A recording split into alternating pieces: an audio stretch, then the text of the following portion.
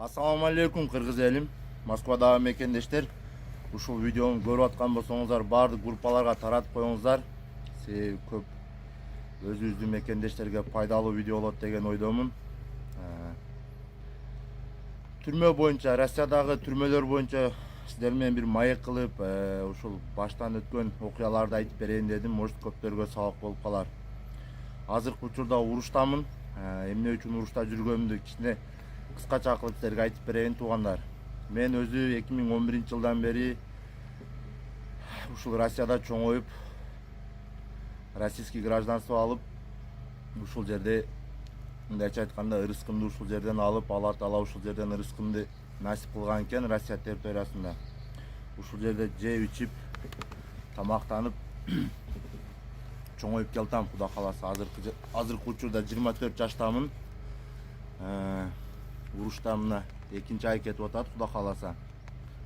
Баары жакшы. Урматтуу кыргыз элим, 1 жылдан бери мен видео тартпаган себеби, мен Москвада Матросский тишина деген СИЗОдо отуруп чыктым. 1 жыл отуруп чыгып, анан урушка келдим. Ушул түрмөлөр боюнча эми азыр ушул видеону көрүп атсаңыздар, көп кыргыздар, өзүбүздүн туугандардын бир таанышы ушул түрмөдө отурса керек. Себеби мен түрмөгө киргенде өтө көп кыргыздарды көрдүм, урматтуу кыргыз элим. Эми ар бири менен сүйлөшсөң, түрмөдө убакыт көп. Ар бири менен сүйлөшүп, эмне болду, эмне причина менен түрмөгө кирип келдиң дегенибизде деп сураганымда интерес кармап. Көбү курьер, урматтуу кыргыз элим. Көбү курьер ушул наркотик менен, көбү наркотик менен түшкөн. 228 деп аталат ол статьясы. 228 4 боло турган болсо, көбүнүкү 4-чү часть туугандар. Бул распространение, хранение особо крупном размере. 10 жылдан 20 жылга чейин сурак берет кыргыз элим.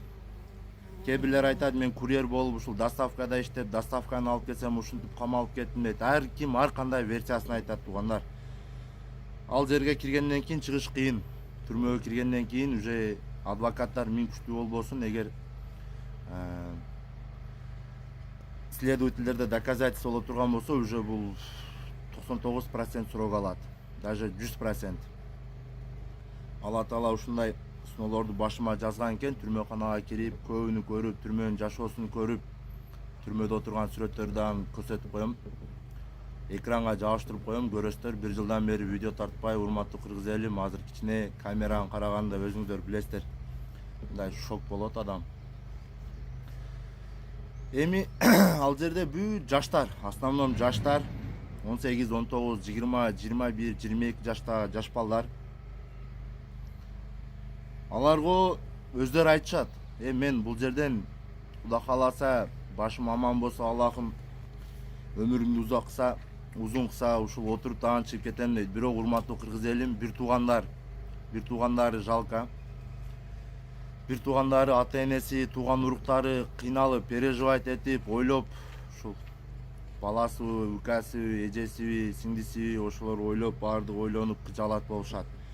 Ал жерде деле акчаң болсо жакшы жашайсың СИЗОдо, акчаң жок болсо условия мындай эле.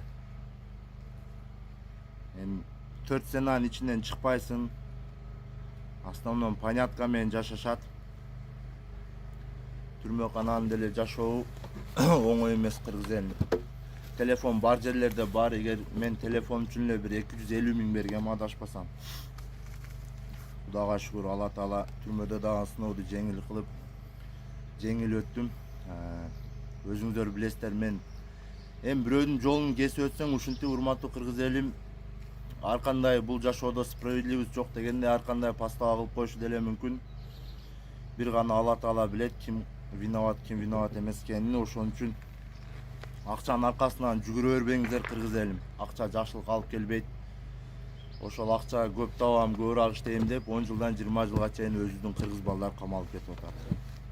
Жанында бир өзүм теңи бир кыргыз бала отурат эле, аныкы 228 5-чи часть.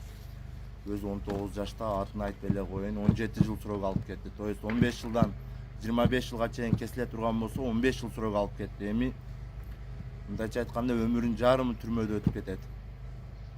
Кимдин тааныштары, билиштери эгер түрмөгө түшүп калган болсо, урматтуу кыргыз элим, азыркы учурда экстрадиция кылып атышат. Ошол Москвада жакшы экстрадиция кылган эжелерибиз бар экен. Ошолордун номерин таап, ошолорго кайрылып Кыргызстанга которуп алсаңыздар.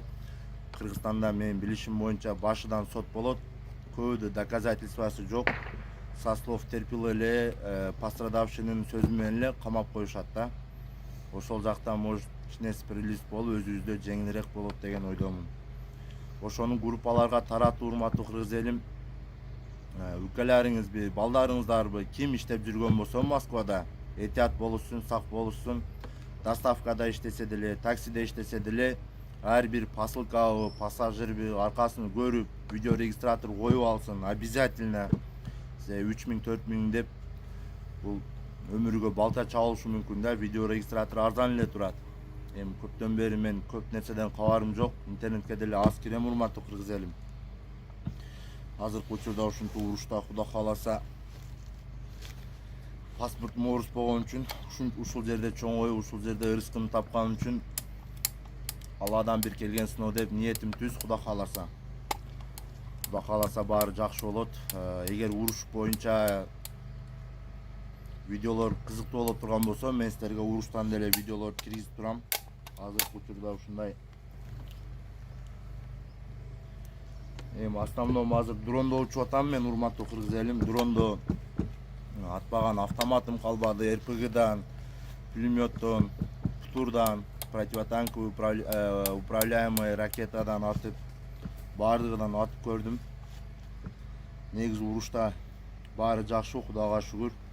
Бизди негизи элита деп коюшат. Биз именно мен 1,5 ай алдын учебкадан өткөн жер бул көп жылдан бери урушуп келип, Вагнер деген уккан болсоңуздар керек. Вагнердеги опытный урушчулар бизди тренировка кылдырды. Биринчи келгенде күнүгө 2000-3000 приседания кылабыз. Приседания основном путты качка кылыш керек. Анан ушул дальше колду, пут, кол шустрый болуш керек.